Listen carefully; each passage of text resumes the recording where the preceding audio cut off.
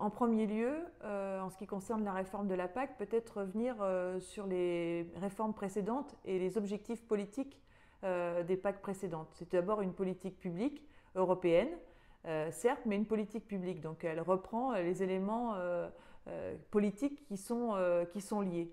Revenir un peu en arrière, c'est 1960, c'est la mise en place d'une politique européenne pour nourrir l'Europe. C'était ça l'enjeu, et de mettre en place un marché dans lequel il y avait des règles qui étaient connues de tous et qui protégeaient quelque part cet espace pour faire plus de nourriture pour nourrir l'ensemble des citoyens européens. Ça, c'est la première étape. Une deuxième étape à noter qui a eu aussi un vrai changement pour l'ensemble des agriculteurs présents en Europe, c'est 1992. Et là, 1992, c'est la mise en place des aides directes. Et en fait, c'est aussi où on commence à mettre des éléments de conditionnalité aux agriculteurs. Ces aides directes, elles compensent le fait qu'on a libéralisé le marché avec justement la façon de détricoter un peu les aides qu'on avait mis auparavant qui permettaient aux acteurs d'avoir des échanges sereins avec des prix qui étaient connus et prédictibles. Donc là, on est sur quelque chose de très différent. On est dans le marché libre et pour la compensation, effectivement, on donne des aides directes aux agriculteurs. Et c'est vrai qu'en termes d'analyse, on pourrait dire que 2023 était un autre changement, quelque part dans le cadre des réformes de la PAC, parce qu'il installe déjà une question, c'est-à-dire qu'on le voit nulle part, il n'est pas inscrit que l'objectif est de nourrir l'Union européenne.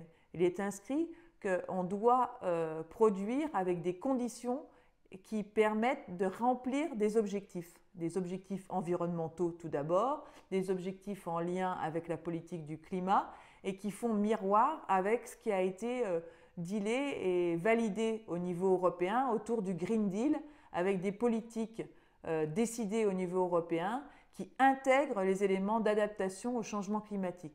Et dans ce schéma-là, il y a la déclinaison de la PAC qui, elle, prend sa source dans le Farm to Fork, c'est-à-dire que la Commission s'est servie des grands engagements qui étaient ceux du Green Deal pour produire un papier qui s'appelle Farm to Fork, dans lequel on décline la politique du Green Deal avec au minimum 30% d'objectifs qui vont remplir des conditions environnementales et des objectifs environnementaux. Donc c'est à partir de cette base-là qu'on a eu la réflexion au niveau de la FNPL pour construire le projet et la proposition pour les éleveurs laitiers dans le cadre de la réforme de la PAC. Désormais, le budget européen est validé. On rentre dans la discussion nationale pour la mise en place du plan stratégique national. Et l'objectif qui est le nôtre à la FNPL, c'est qu'on puisse intégrer et voir se servir des objectifs qui sont ceux qu'on a définis à la FNPL pour la place de l'élevage laitier dans le plan stratégique national. Et l'élevage laitier doit avoir toute sa place dans ce plan stratégique national, car on a aussi pu mesurer, grâce à tous les travaux qu'on a conduits, que la façon de produire du lait en France, tel qu'on le faisait dans nos systèmes d'exploitation, correspondait aussi à la demande du citoyen.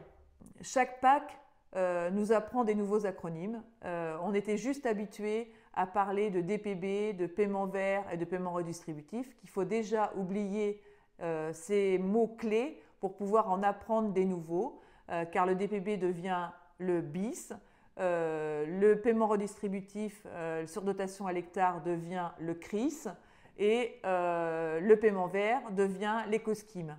Donc maintenant que nous sommes familiarisés à tous ces mots-clés, ils vont pouvoir intégrer facilement le PSN, qui est donc le plan stratégique national, qui est quelque part la feuille de route nationale française de la réforme de la PAC.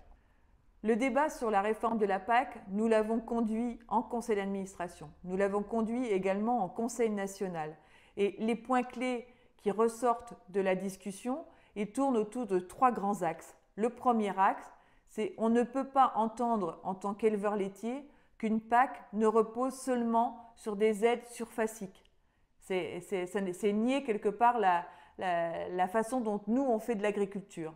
Et puis la mise en place du projet tel qu'il est défini aujourd'hui au niveau européen autour de l'agroécologie, il repose sur une conduite de changement qui est forcément conduite par des hommes et des femmes et pas par des entreprises. Il faut forcément des gens pour conduire ce changement. Donc il faut qu'il y ait une accroche et une lecture par l'ensemble des agriculteurs, qu'on s'adresse à eux et qu'il y ait une dimension à la personne par rapport à cette réforme de la PAC. Et puis évidemment, terminer sur le fait que pour nous, la réponse à tous les enjeux autour du réchauffement climatique, mais aussi au fait d'avoir une agriculture qui repose encore plus qu'aujourd'hui et sans doute moins que demain sur mieux utiliser les ressources pour mieux valoriser et faire du revenu sur l'ensemble de la chaîne de valeur, c'est la polyculture élevage qui y répond le mieux. Est-ce qu'on peut imaginer une France avec des paysages sans vaches? Tout simplement, la vache, ce n'est pas le problème, c'est la solution.